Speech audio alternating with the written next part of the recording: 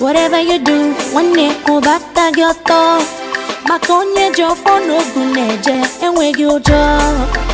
Jidofo, book one message from nigga. Man of for BK, of I can see. Guiltlessness and honesty is what we set you free. Go back to your thought, one you go back to your thought. If I bully me, one work it go back to your thought. Makepe wipe, up for phone you call gama. Ipa nagama onaka ya jocha. If I bully me, jidofo. Makana ojo for gala.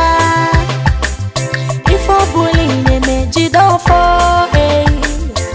Makana ojo for gala. Ojo for gala la. Ejimo for no good, ofokam dia la la la. Ojo for gala la. Ejimo for no good,